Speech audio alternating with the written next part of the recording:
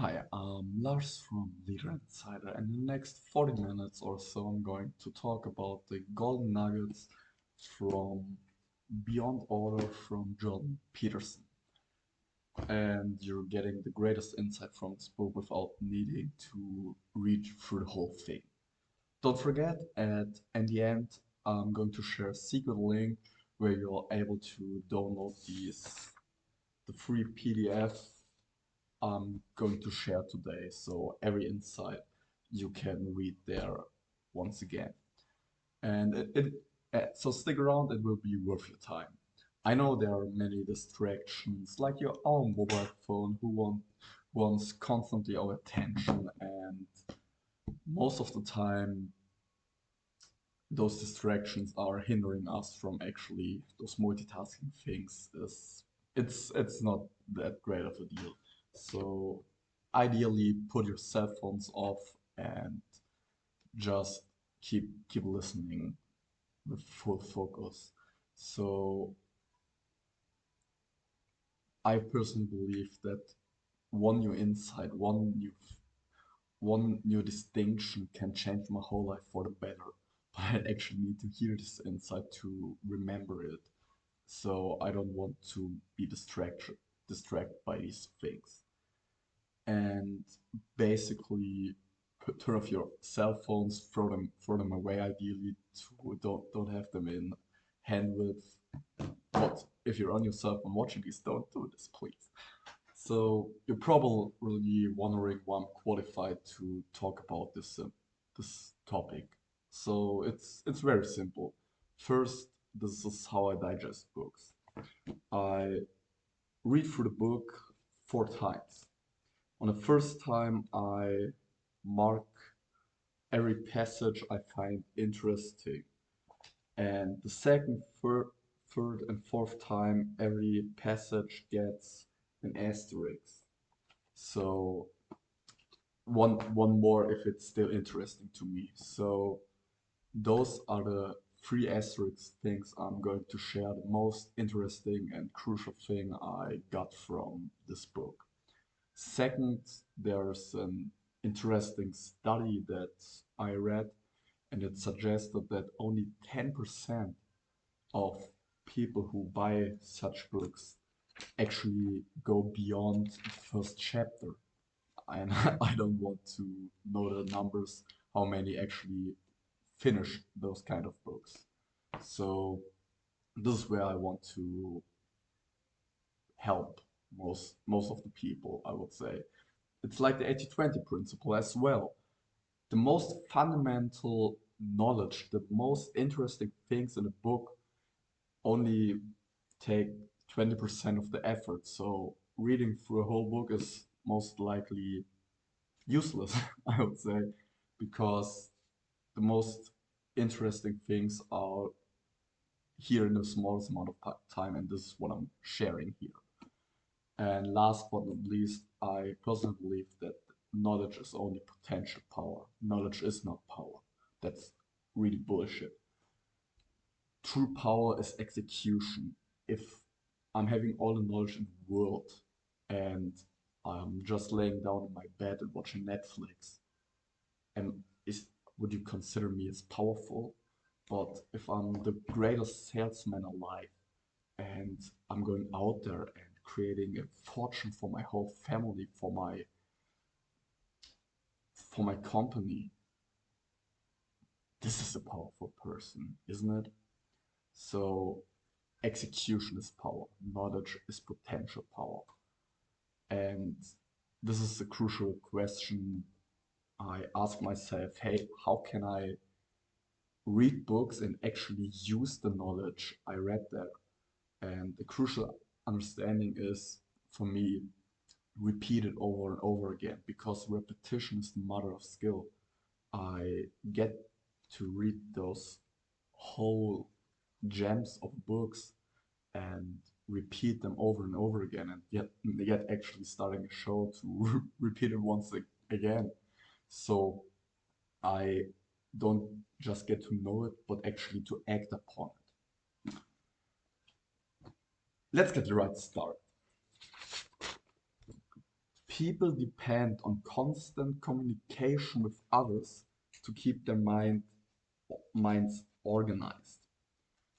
Is really important to consider because we all know this overthinking we're doing in our heads. Like you're starting to date someone and you think, oh man, uh, oh, why doesn't he write me back like in an instant, or why does he take 2 or 3 hours?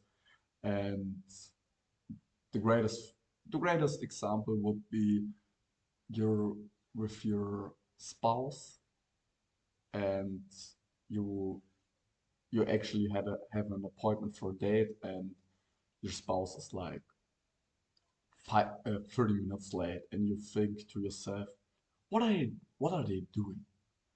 So what will this question start? It will start a loop, how bad they are, how they even consider wasting your time because hey, they are always late and so on. And after an hour passed by and then they finally arrived and you're furious. But if you tell yourself another story and you ask yourself, hey, did, did something happen? You call them and they don't pick up their phone. So an hour passed by and they also came. But your reaction is a whole different. Your reaction is like, oh, I'm relieved that this person isn't hurt, they had no accident and so on. So if we really want to communicate our thoughts to organize them in the right way, we need to talk both to remember and forget. So if we don't talk about anything, we don't remember it and we don't forget it. For example, I find it really interesting because if where I start producing these videos, I really start to remember these things because reading is passive and actually doing those asterisks is also a passive behavior. But talking about it, actually engages my mind to really think about these insights, these golden nuggets having here and starting to express my own thoughts about them really takes the cruise deeper inside my brain. So we really want to communicate our thoughts to really first organize them, but second remember them, and third, hey, if they're not working out or if the other person notices, oh, this is a great thought, we can act upon this even more because it might help another person. Tell your children it's not whether you win or lose, it's how you play the game. How should you play to be the most desirable of players? So, this is actually a really bad thing I had growing up. We were like, I was playing football for 6 or 7 years and we were rocking like every tournament. But then everyone got a medal and I was like, I also made friends with some other team members of another team, and I told them, hey man, you were second to last, and do you think you deserve this medal? And they told me, no, we don't know why everyone gets a medal. It's like no use actually winning. So it's it's not, and this is I personally believe this teaches us, hey, if I give my all, it's not rewarding because everyone gets rewarded. And if I'm playing half-ass, hey, I still get rewarded. I want to reward how you play the game, and if you're playing on a higher level, if you're giving more, you deserve the reward. But if you're not actually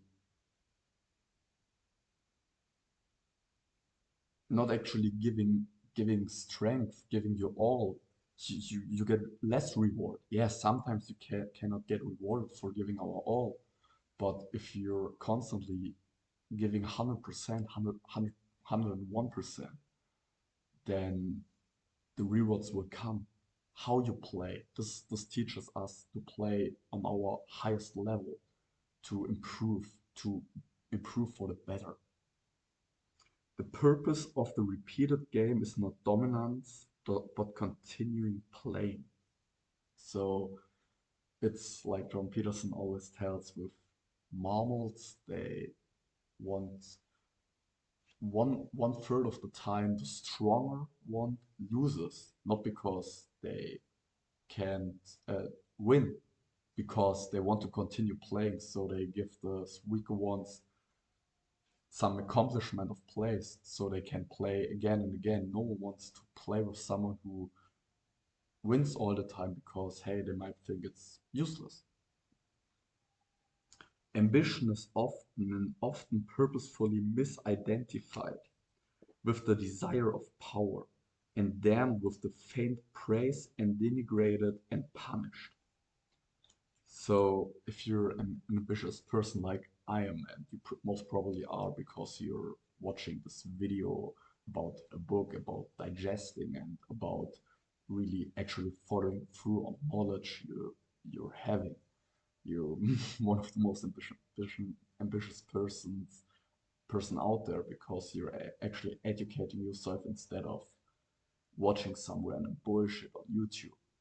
Then you might come for the problem, hey, you just want power. No, and this is why I'm communicating so often that leadership is about serving and not about power.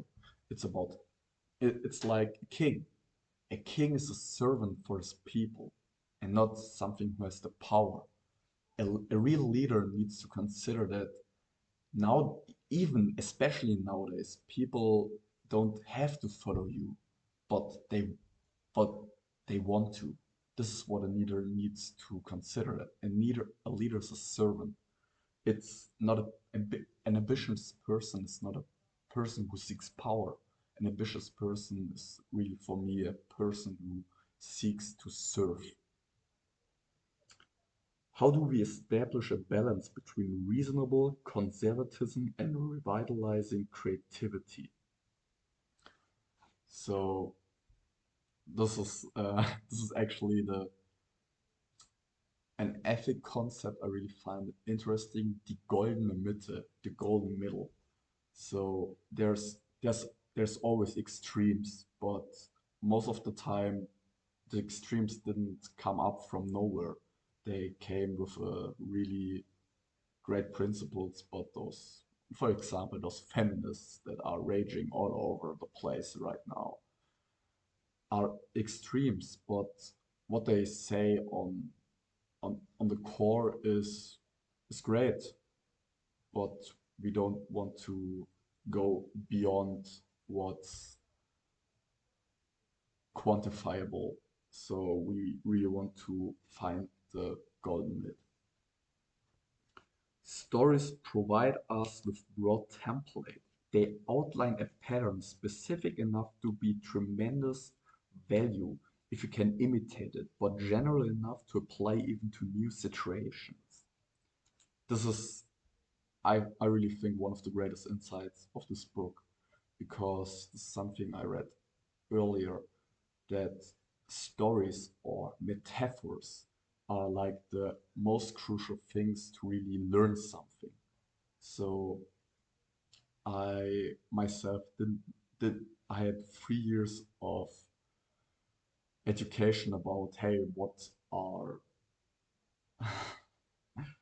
it's like technical, like working on wood and something on high school. So that so 3 years a teacher tried to teach me how uh,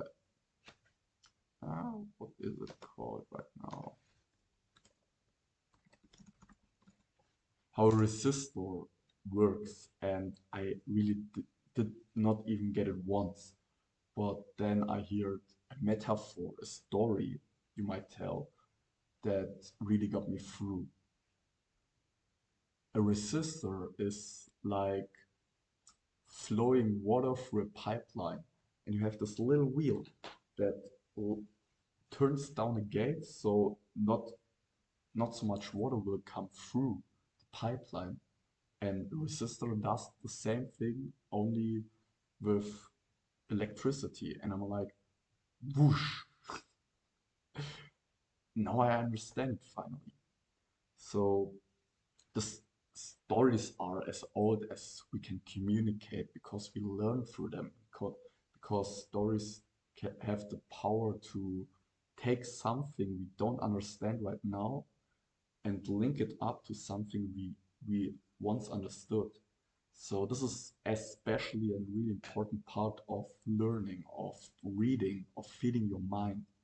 Once you accumulated so much metaphors, stories, so much insights that you start to cross align them with other stories, with newer stories in other fields, you really start to notice things other people wouldn't notice because you start seeing patterns, pattern recognition. You're not something that is, you are something that is becoming. So a human being, like in the previous book John Peterson told, being to become improved. You're always starving for more. So a great story I heard about it was, hey, have you ever achieved a really important goal? How long how long did the actual pleasure of achieving the goal lasted? 1 day, 1 week, 1 month, 6 months, a year? But someday it will get get off and you won't have the pleasure of it because we are human beings. We are here to grow. We are here to become something we are not right now. And it's like momentum. Momentum carries with it power, and inertia binds you to stagnation.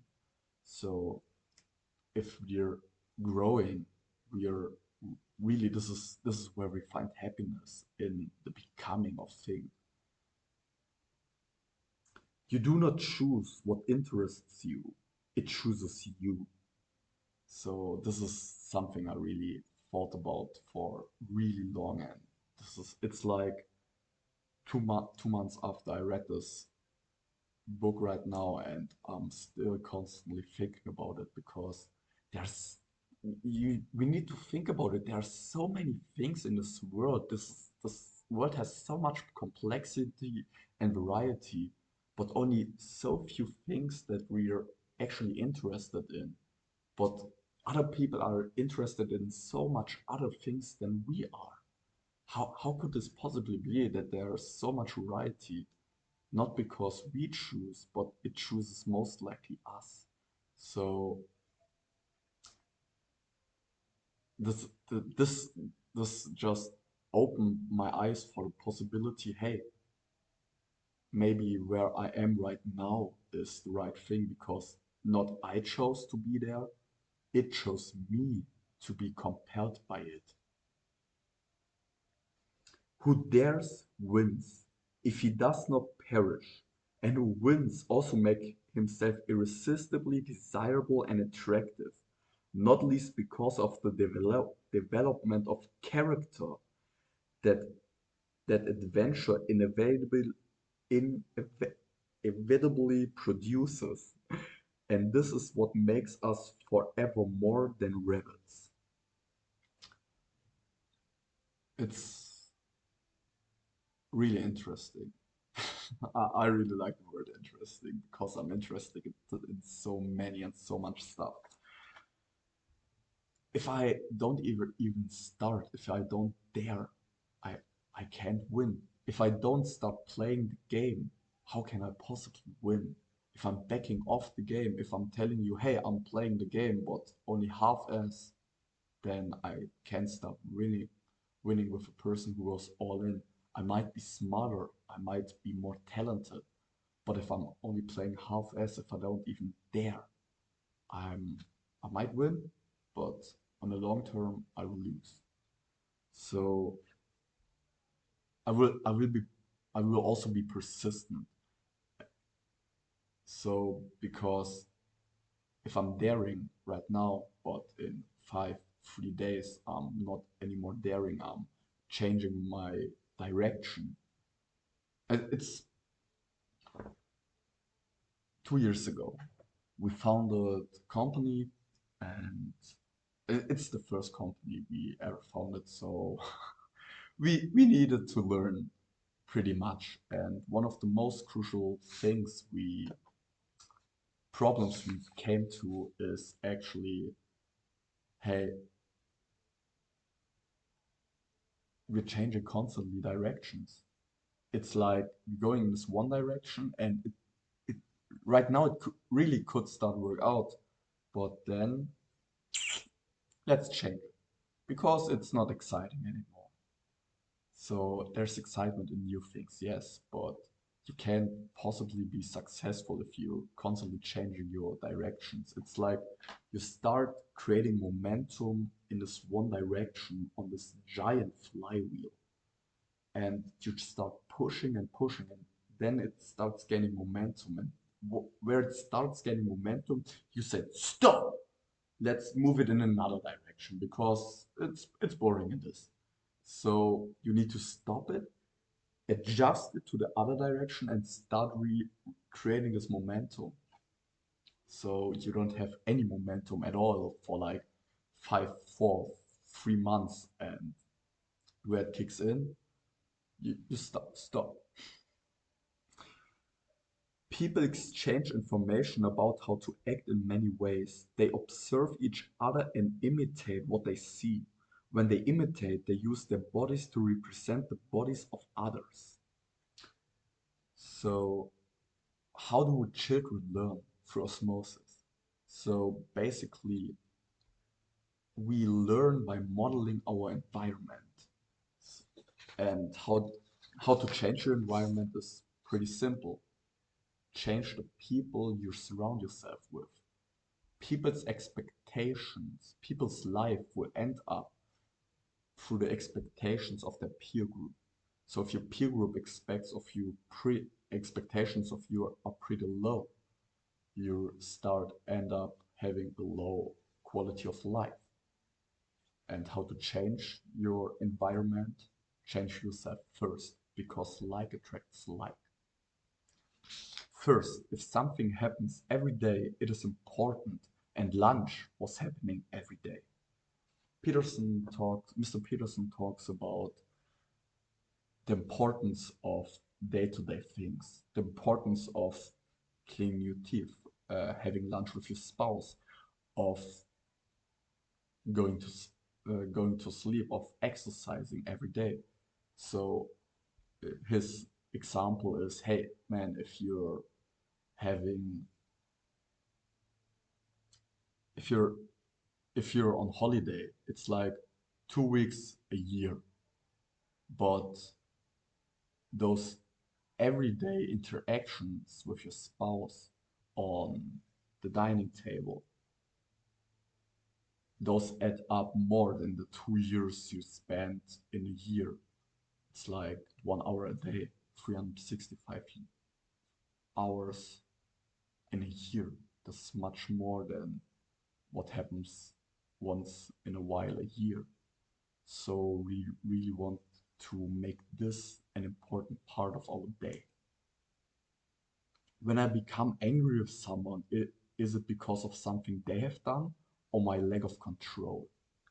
So I basically believe that we we are only angry because, or we see a problem another person did. This is why we become angry. And the problem there's only two ways we can conceive a problem. Either we do it ourselves or we did it ourselves. If we don't ever do a problem, we're not noticing it. So maybe you're only angry of this person because this person is making a problem you all already are doing. And if you solve the problem, you wouldn't be angry about this person because, hey, um, I had the same problem, and then you would help. Accept some limitations, however, and the game begins. But to remain passive in the fact of life, even if you execute your inaction as a means of avoiding error, that's a major mistake. So a good friend of mine is really someone who needs really needs to hear this. He's like constantly, and the problem is when you're being rewarded for inaction. So if you're having a really important meeting about a business or a customer or some, for us it was a project and really needed to plan and figure it out because it took because we estimated like 1 week, but in the end it was 2 months long, this project. And I told to my chef, hey man, really need to plan it through. And this other person really believed what I said to really plan it, but he didn't told anything. So what happened?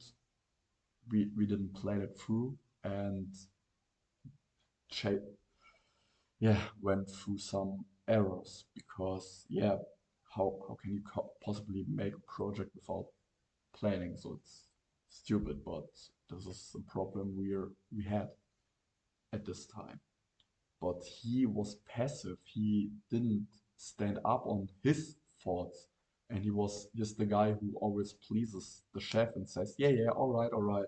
But behind his back, he's having another opinion, and the other opinion I personally believe was the right, but he didn't tell it. So he avoided the error, he avoided the conflict, and this was one of the biggest mistakes because we went bankrupt. Let us agree to begin with that you have minimum moral obligation to take care of yourself. This is what I'm always telling. This is why I created this YouTube channel. Leadership, creating change in a whole society. Don't start with the big corporations. Don't start with the state. It starts with you, an individual. So if we change as people first, this is what we need to change first. A system can only be corrupt if the person in it are corrupt as well. If you're telling the persons are not corrupt, how can the corruption occupy in a system? Great players are attractive. Attractive people attract mates. So if you want a mate, be attractive, be a great player, do everything you do with purpose. Learning styles. These include, for example, visual, auditory, verbal, physical, and logical, among others. So this is also what Peter Drucker writes in his books. Hey, how do people learn? How do we really learn anything? So he distinguishes between two kind of persons, someone who needs to hear and someone who needs to read it. So this is basically the most important thing why I'm providing you with these spreadsheets, because some people might need to read it, and subtitles are also a great type form of it to read information to really get it through.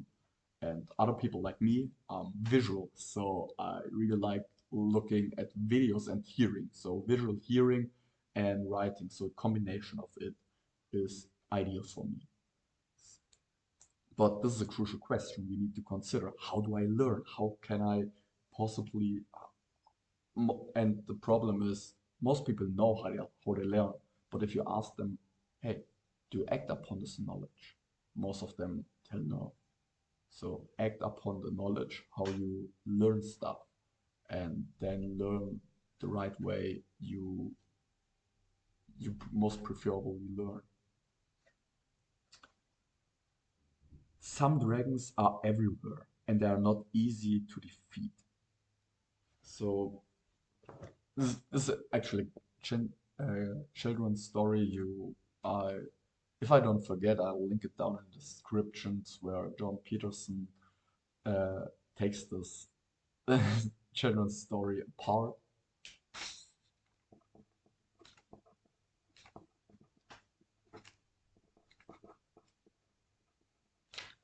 because it's really interesting. So some dragons are everywhere, and if you don't want to look at them, we they start growing bigger and bigger, and then we can't possibly defeat them only if we start looking at them. But this is the most crucial factor and the most effective way of actually curing a problem, a disease, to look at it, to grab the stone, and you really don't want to look what's under it. But a real leader does tell the truth and looks at the truth. So you need to pick up the stone, look right into its eye, and say, this is something that needs to change. This is really bad, really worse, and then you make it the way you want it to be. And some stones are everywhere, so this might be a great way to start, for especially having a low energy inside of your body. This is a great stone you can pick up right now. Hey, how to create more energy to really follow through on my commitments. He posited that a new kind of man, the Übermensch, the higher person or Superman, would be necessary in the aftermath of the death of God, so that society would not drift toward the opposing rocky shoals of despair and over systemized political theorizing. Like I'm always telling, knowledge is only potential power, execution is power. And what he's also saying is that we as a, we as a society really need to start considering ourselves all as the Übermensch, as the higher person or the Superman, because we all are, I personally believe, are chosen by God to be here on this planet. It's such a, I believe that it's such a weird, it's basically not possible that it all comes from Zufall, Zufall einfügen, ja, from chaos, weiß ich, from from accident that we are here. This kind of theorizing is particularly attractive to people who are smart but lazy.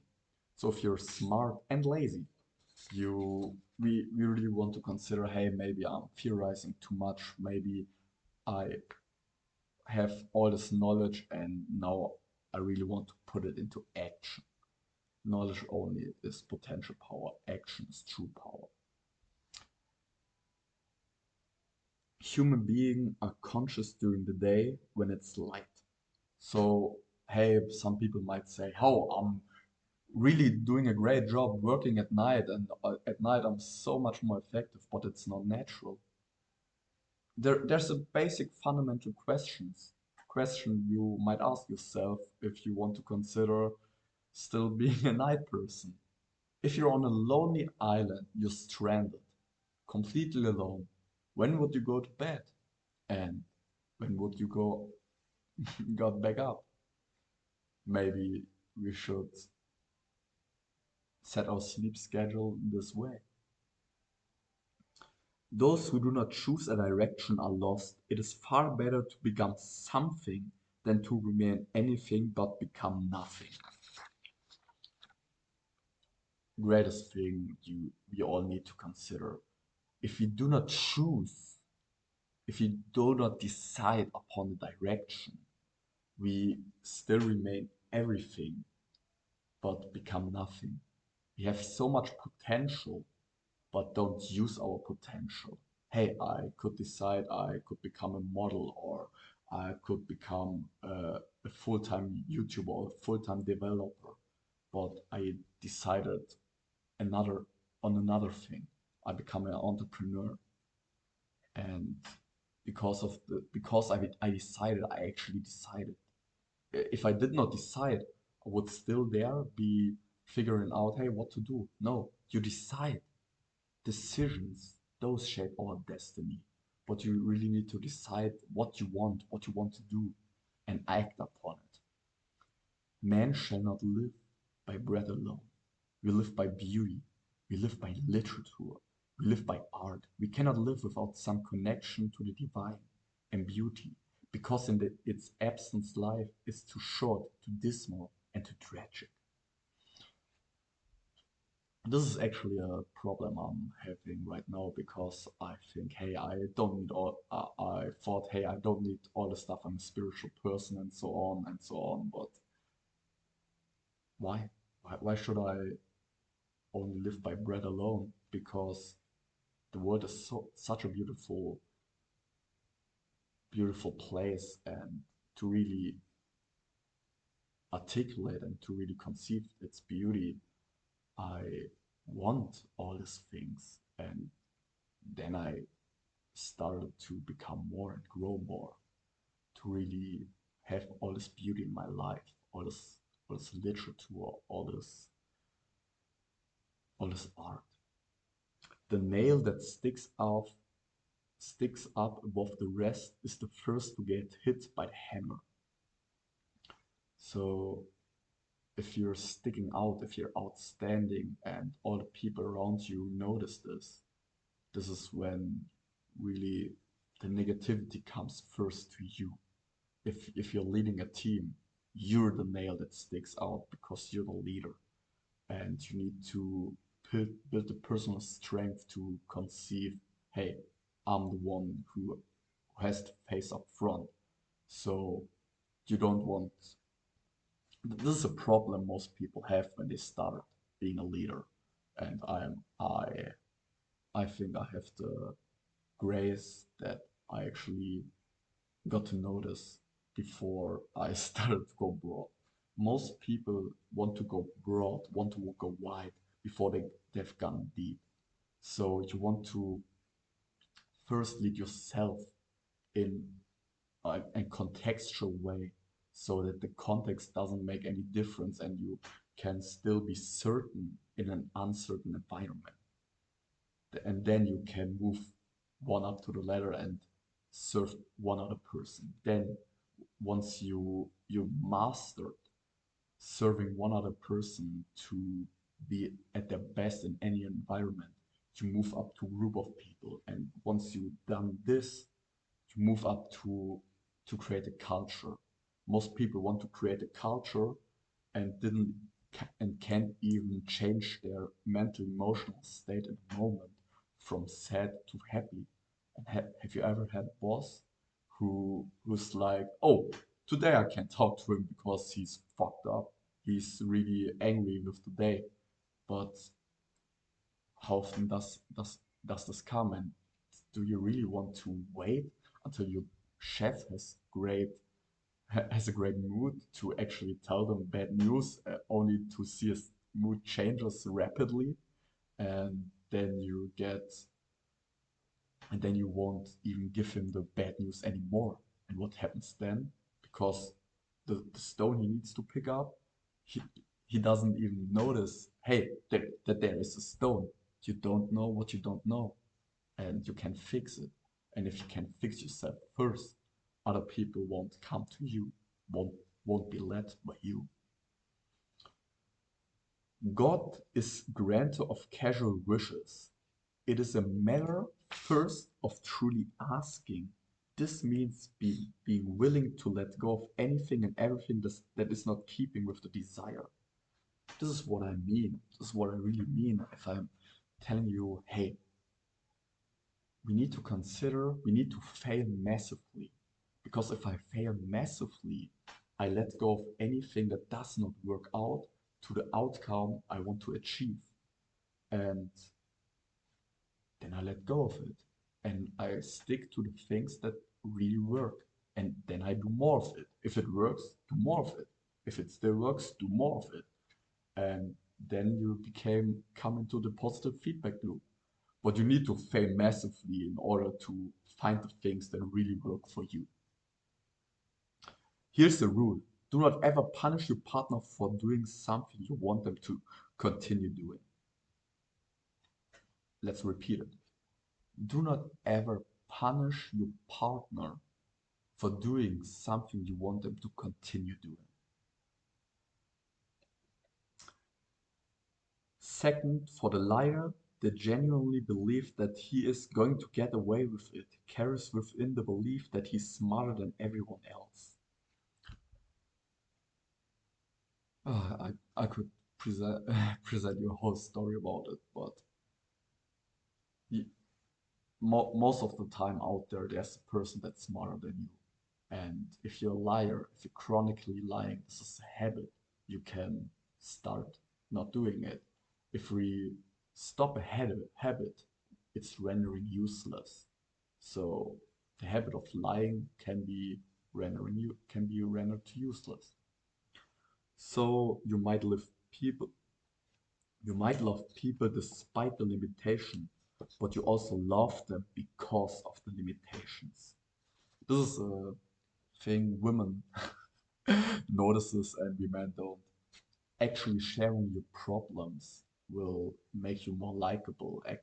Actually sharing with another person what's wrong in your life and get them will get them to like you because you're a human being. You have problems, and because of these problems, we can create a connection.